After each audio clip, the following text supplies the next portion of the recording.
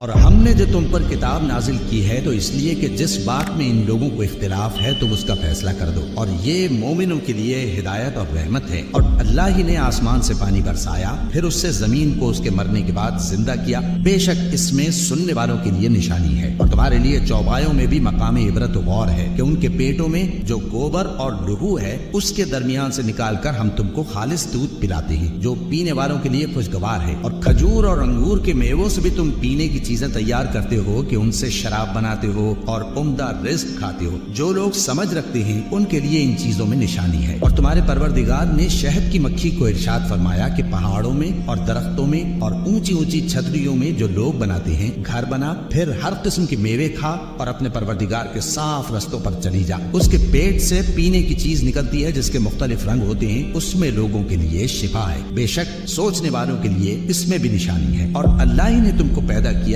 پھر وہی تم کو موت دیتا ہے، اور تم میں بعض ایسے ہوتے ہیں کہ نہایت خراب عمر کو پہنچ جاتے ہیں تاکہ بہت کچھ جاننے کے بعد ہر چیز سے بے علم ہو جائیں۔ بے شک اللہ سب کچھ جاننے والا ہے، قدرت والا ہے۔ اور اللہ نے رزق و دولت میں بعض کو بعض پر فضیلت دی ہے، تو جن لوگوں کو فضیلت دی ہے وہ اپنا رزق اپنے غلاموں کو تو دے ڈالنے والے ہیں نہیں کہ سب اس میں برابر ہو جائیں۔ تو کیا یہ لوگ نعمت الہی کے منکر ہیں؟ اور اللہ ہی نے تم میں سے تمہارے لیے بیویاں پیدا کی اور بیویوں سے تمہارے بیٹے اور پوتے پیدا کیے اور کھانے کو تمہیں پاکیزہ چیزیں دی۔ تو کیا یہ لوگ باطل پر اعتقاد رکھتے اور اللہ کی نعمتوں سے انکار کرتے ہیں اور اللہ کے سوا ایسوں کو پوجتے ہیں جو ان کو آسمانوں اور زمین میں روزی دینے کا ذرا بھی اختیار نہیں رکھتے اور نہ کسی اور طرح کا مقدور رکھتے ہیں؟ تو لوگوں اللہ کے لیے غلط مثالیں نہ بناؤ، بے شک اللہ جانتا ہے اور تم نہیں جانتے۔ اللہ ایک اور مثال بیان فرماتا ہے کہ ایک غلام ہے جو بالکل دوسرے کے اختیار میں ہے اور کسی چیز پر قدرت نہیں رکھتا، اور ایک ایسا شخص ہے جس کو ہم نے اپنے ہاتھ سے بہت سامان طیب عطا فرمایا ہے اور وہ اس میں سے